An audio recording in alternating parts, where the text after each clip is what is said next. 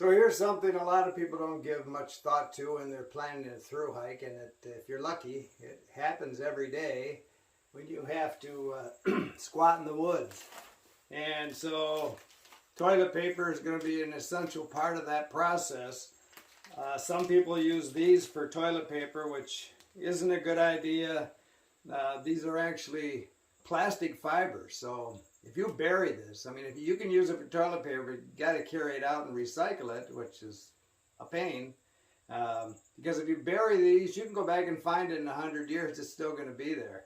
I do carry some of these, and I carry them usually in a plastic bag because they are antibacterial. If I want them, I do have Sani wipes in my medical kit if I have, a small cut or something. But if you have a larger wound, these would come in handy to clean it. But you can buy these that are made from cellulose. A lot of them are made from bamboo. I know that sounds uncomfortable, but it's just a cellulose plant-based, will biodegrade, and you could use those for toilet paper if you so wished. This is a whole lot easier. Doesn't take up much room, doesn't weigh much, but you can buy even, they look like giant aspirin pills that turn into towelettes that are biodegradable. You just add water and unfold them. But how much simpler can you get than hauling toilet paper in a Ziploc bag to keep it dry? Bury it, it'll decompose. And just as a little tip, my wife and I live in a motorhome about 10 months a year, and so we buy RV toilet paper. So if you go to Walmart or most any store, in the camping section, they have a little RV section also, and you'll find RV toilet paper, which is really biodegradable. I mean, you put it in a jar of water and shake it, and it dissolves just like that. And so I buy what's called Scott's brand RV toilet paper, and that's what I carry on my backpacking trips because I bury it. Again, if you use something like this, it's no different than picking up your dog poop, packaging it in a plastic glove bag, and leaving it on the trail for everybody to watch. It's going to be there in 100 years.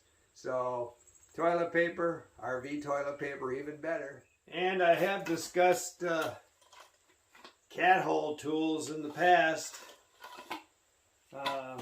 Those little trawls, give them a try. They look nice.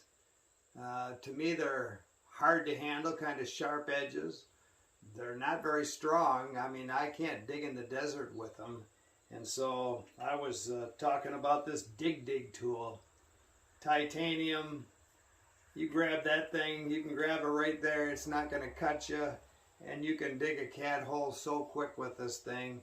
Again, it's got serrated edges if you hit roots. I mean, you can dig a tunnel with this baby. So when you're on the trail and you run into people, it's not really a good idea to tell them how to do things like you know it all.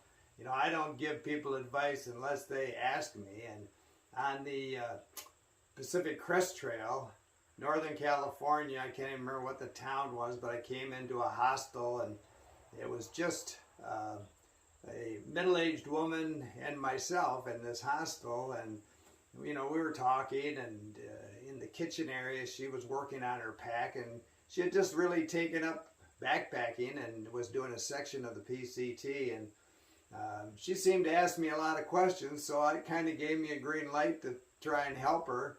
And one subject was toilet paper, and I showed her my little toilet paper in a Ziploc bag, and she pulled out a whole roll of toilet paper. So I thought she was carrying about 50 pounds. Her pack was so big, but as it turns out, most of it was toilet paper. So she pulls out a whole roll of toilet paper, and I said, that's kind of overkill. You don't need a whole roll. And she said, well, women are different than men, and we need a whole roll. I said, okay, no problem.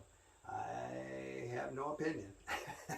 But when she pulled out the second roll, I went to bed because I just didn't want to know if she had a 12-pack in there. So whatever method you use, wipes, toilet paper, bidet, a lot of people are doing that now. It's just something to consider.